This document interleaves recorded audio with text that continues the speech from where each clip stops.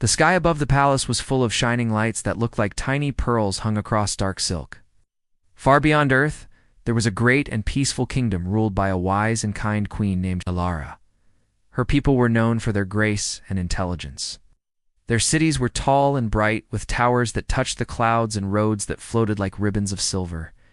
Queen Alara had a daughter named Leora. She was the pride of the kingdom.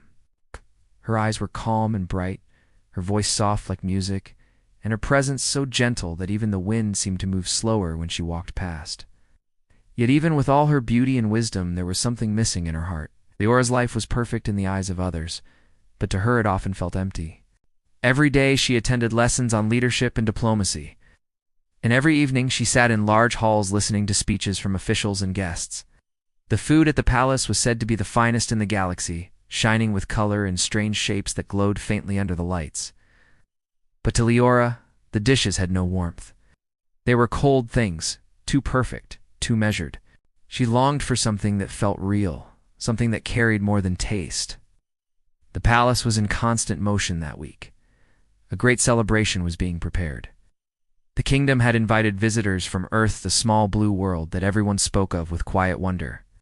Some said humans were too emotional, others said they were too unpredictable, and a few whispered that humans had something mysterious that no other race did a sense of, a heart that could not be learned. When the Queen's guards announced the arrival of the Earth visitors, the entire palace filled with light. Perfumed air floated through the halls, and the courtyards glowed with hanging lanterns. The people from Earth arrived dressed in simple clothes, nothing like the shimmering robes of the palace, and yet they carried themselves with quiet confidence. Among them was Ethan Cole, a young man from a coastal town on Earth. He was not noble or rich, but he had something most diplomats lacked. He had curiosity, and he had courage. Ethan worked as a translator and cultural speaker, yet his true passion was food. Since childhood, he had believed that food could bring people together faster than any speech or treaty. Ethan had always dreamed of space. But now that he was actually standing inside a royal palace beyond the stars, he felt both amazed and nervous. Everything around him shone too brightly. The floor reflected the ceiling, and every step echoed. The Queen looked at him with calm curiosity, and the princess beside her gave a smile that felt like sunlight breaking through clouds. The celebration began with music that seemed to float through the air like wind. Tables filled the great hall, each one loaded with dishes from the kingdom. The air smelled sweet but also strange, too clean, too perfect. Ethan looked at the shining plates of food and felt almost sad. Everything looked beautiful, but nothing reached his heart. When the Queen asked him what he thought, he spoke honestly, said the food looked amazing but that it felt like something was missing. Everyone went silent, unsure whether he had just insulted their entire culture. The Queen raised an eyebrow, not angry, only curious. She asked him softly, "And what would you add to it?" Ethan smiled nervously and said, "A little warmth."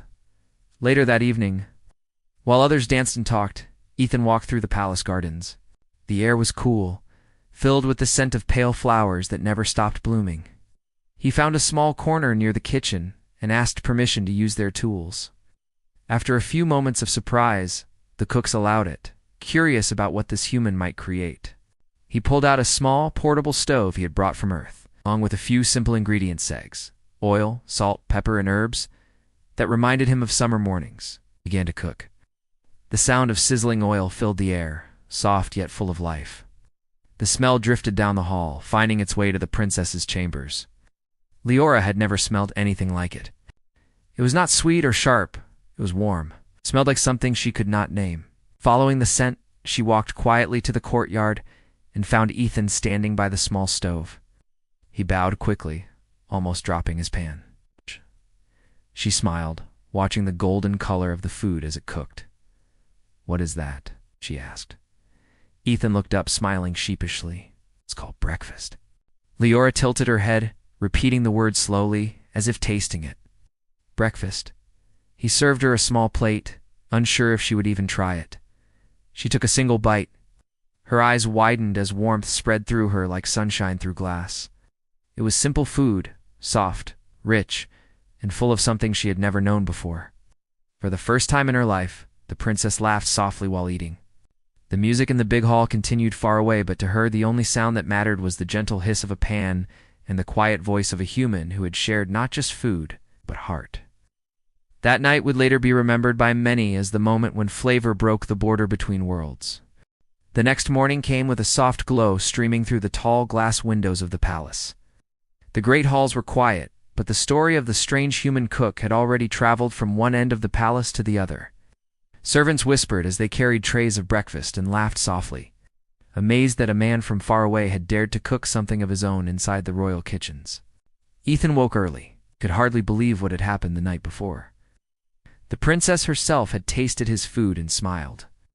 That thought replayed in his mind again and again, and each time he felt both nervous and happy. Never thought a simple dish could bring so much attention. He had not meant to surprise anyone. He only wanted to make something that felt real.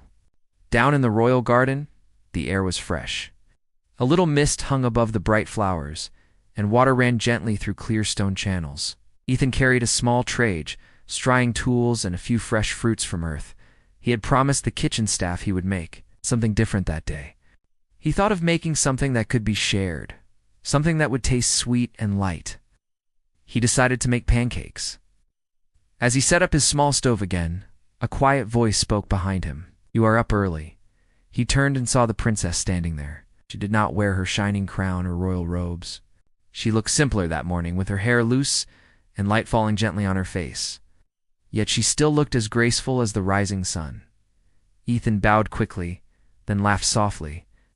"I could not sleep. Too much excitement, I suppose." She smiled and stepped closer. "You are brave to cook again. Many here say you have changed the palace. The servants talk of your food more than last night's speeches." He looked shy, but answered kindly. "If they talk kindly, then I'm thankful. I didn't mean to disrupt the order. I only thought that food should make people feel warm." The princess nodded slowly. "Warm," she repeated, thinking of the taste she had experienced. "Our dishes are beautiful, but they do not touch the heart. Last night I felt something I never felt before." "Tell me, what makes your food different?" Ethan looked thoughtful. "I cook with memory," he said at last. "Every dish reminds me of home. My mother used to cook breakfast early in the morning when the air smelled of rain. My father would sit by the window reading. My sister would be chasing our cat around. Those smells, those sounds, they stay with me. When I cook, I remember them. I think maybe the feeling mixes into the taste." The princess listened closely, her eyes warm and curious. She said softly, "Our cooks follow rules. They measure every grain. Maybe that is why we lost that feeling." Ethan poured the round batter onto the pan. The smell soon filled the garden, and she smiled again, enchanted by the golden color rising before her eyes. When he placed the first pancake on a plate and drizzled honey over it, she leaned forward eagerly. "May I?" she asked. "Of course," he said, and handed her the plate. She cut a piece, tasted it, and her eyes brightened. "It is soft, light, and sweet, like sunshine in a bite." Ethan laughed gently. "That's exactly what my little sister used to call it." They sat under a canopy of vines, sharing stories as he cooked more. Ethan spoke about the seasons on Earth, about clouds drifting above green fields, about the smell of rain and the taste of salt from the ocean wind. Leora listened quietly, trying to paint pictures in her mind. She had never known such simple joys. Life in the palace was full of knowledge and art, but never warmth like this. After a while, she said, "You have given me more than food. You've shown me another way to feel the world." Ethan looked at her and said softly, "Maybe feelings are what make life beautiful, even beyond taste." When they returned to the palace, the queen had already heard everything. She was surprised her daughter had left her morning duties to spend time in the gardens. But when the princess entered the hall, the queen noticed how alive her daughter looked, as if a spark of joy had returned to her. At lunch, the princess invited her mother to taste a small piece of the pancakes Ethan had made. The queen tasted carefully, expecting nothing special, but as she swallowed, her eyes widened slightly. It was simple, yes, but it carried a quiet energy she could not explain. "Strange," she murmured. "It feels like something from a memory, though I have none of its kind." Ethan bowed and said, "Your Majesty, it is made to remind the heart of home." The queen said nothing for a while. then smiled. Perhaps, Mr. Cole, Earth's true gift is not just knowledge or machines. Perhaps it is the art of care. That evening, the entire palace seemed brighter. Yes. Servants whispered more softly. Even the guards at the gates smiled without reason. In a place where everything had once been precise and cold, something warm had begun to grow, carried from a single stove and a human heart. And in her private chamber that night, the princess looked out her window, holding a small jar of honey Ethan had given her, and thought quietly, this sweetness feels alive. The days that followed were full of quiet excitement in the royal palace. Everyone talked about the human visitor and his strange but wonderful cooking. Servants whispered stories at night that a single dish made their princess smile, a smile brighter than any crown she could wear. The queen watched this change with calm eyes, wondering what would happen next. Ethan spent most of his time in the garden kitchens now. It had become his small world. Every morning, he unpacked his little stove and his collection of simple spices. The gentle smoke that rose from his pan carried a scent that made even the royal guards pause. It was nothing like the elegant perfumes of the palace. It smelled like home, though most there had never known what home meant the way humans did. One morning, as Ethan stirred a pot of soup, he noticed footsteps behind him. It was the princess again. She had come without servants, walking with the quiet grace that everyone admired. He smiled when he saw her and waved politely with his spoon still in hand. "You came early," he said. "I did not sleep well," she admitted with a small sigh. "Your food has made me think of things I never thought about. I dream now of places I've never seen. Tell me, Ethan, what is it like to wake up on Earth?" Ethan looked thoughtful, stirring the soup slowly. "It's simple," he said. "The air smells like grass and morning dew. You can hear birds before the light even comes. There's a wind that moves through trees and sometimes smells like the sea. My mother used to open the windows every morning so the house filled with that freshness." The princess closed her eyes, as if she could see it. "You don't have such smells here," she said softly. "Everything's clean, quiet, and calm. It is beautiful, but sometimes I feel it is too still." Ethan smiled gently. "Even beauty needs a bit of imperfection. That's what gives it life." He poured her a bowl of soup. It was golden and fragrant, with small pieces of vegetables and herbs. She took a spoonful, and her eyes softened once more. Every single bite felt like a small story being told. "Ethan," she said, still tasting it, "this is not just food. It feels warm in the heart. That's what food should do," he said quietly. "It should remind us that we are alive and connected." Soon the palace began to fill with new smells each day. Ethan cooked dishes from all across Earth's simple bread, roasted corn, soups, and stews. Everything was so different from the perfect but lifeless meals they were used to. People who visited the palace began to ask for tastes of the Earth's food. Some even laughed at their own surprise when they enjoyed it so deeply. The queen noticed that her daughter was spending more time outside, away from her usual duties. She watched her walking beside the human cook, asking him questions, tasting his dishes, listening to his stories about Earth. A warm smile sometimes touched the queen's lips, though part of her heart carried worry. She knew her daughter had found something rare, someone who brought a new light into her world. Yet she also knew it could cause trouble among the nobles.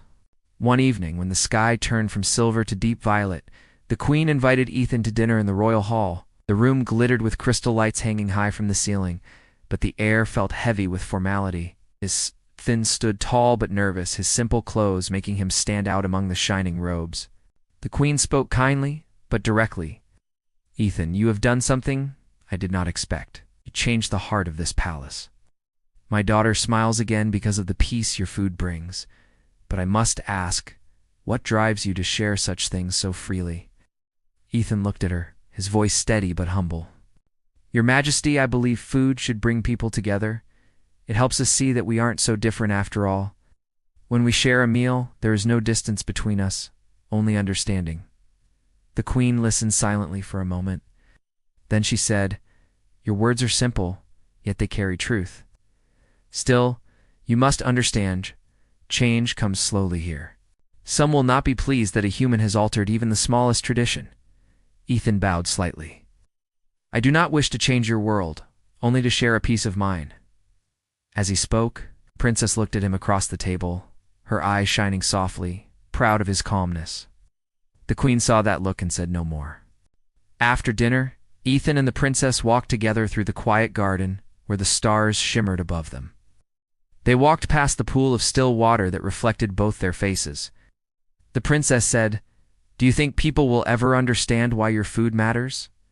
Ethan smiled faintly. "Maybe not all of them, but those who taste it will feel it here." He touched his chest gently.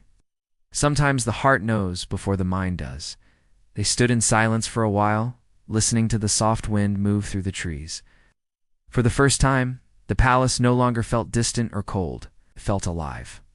And quietly, deep within, both of them knew that something bigger than food had begun to grow between them. Something neither of them could name yet. But both could feel just as surely as warmth from the fire. The quiet peace inside the palace did not last long.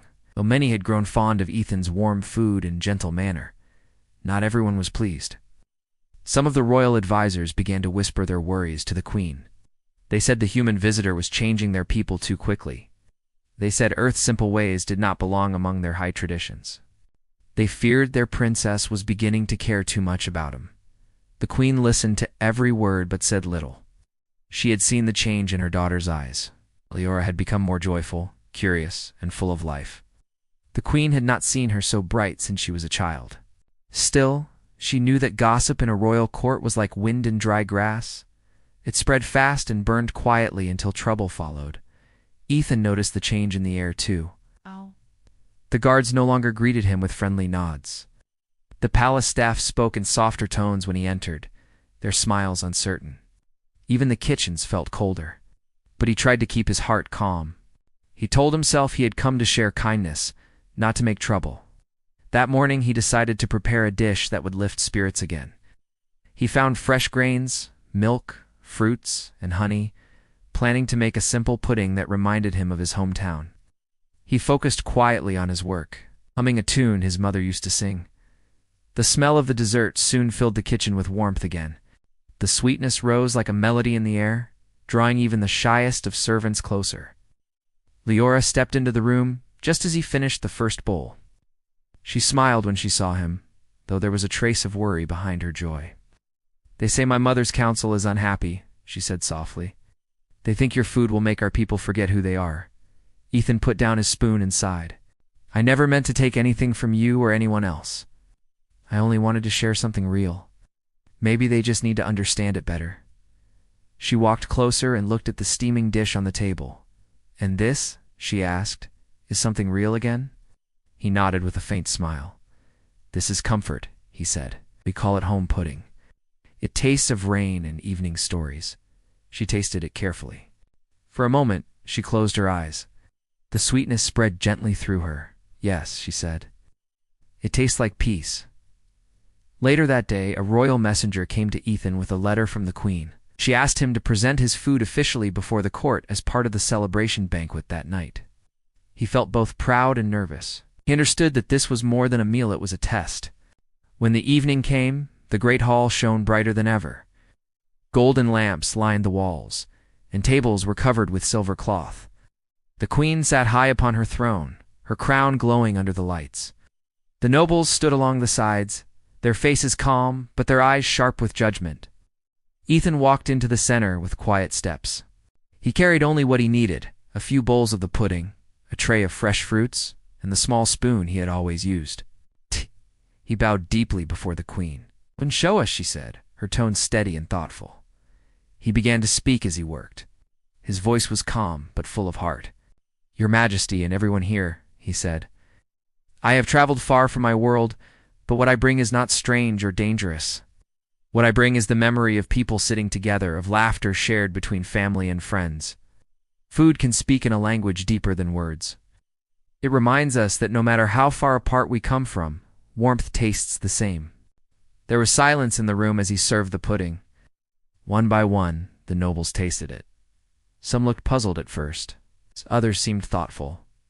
The queen took her spoon last. When she tasted it, she paused. She looked toward her daughter, who waited anxiously nearby, then turned back to Ethan.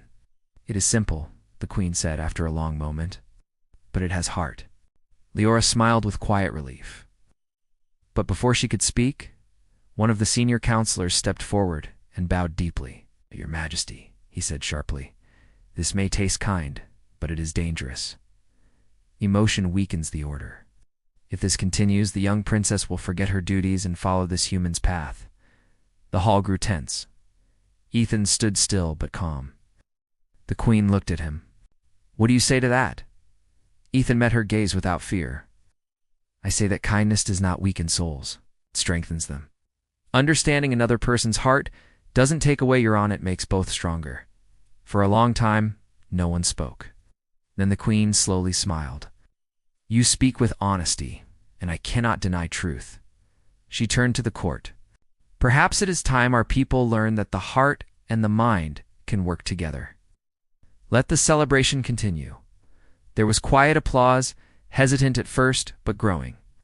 The tension began to ease. Leora's eyes shone, and Ethan felt the weight in his chest fade away. That night, music filled the hall again, brighter and freer than before. The queen watched her daughter laughing beside the young human cook and thought to herself, perhaps this change was meant to come.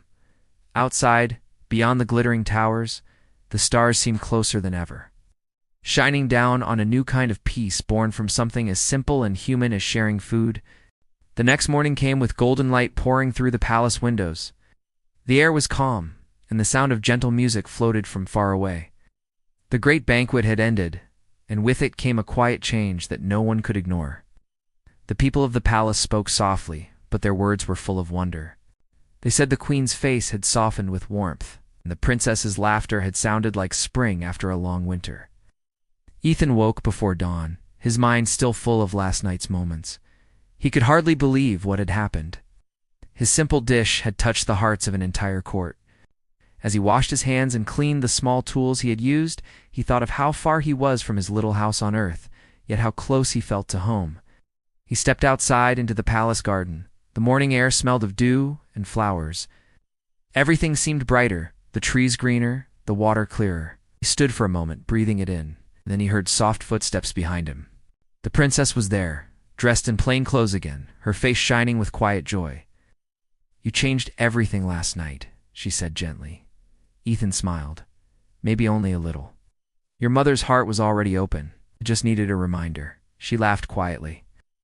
"Most people here have tasted beauty all their lives, but never warmth. Somehow your food gave them both." They walked together through the garden, past tall flowers that swayed in the breeze.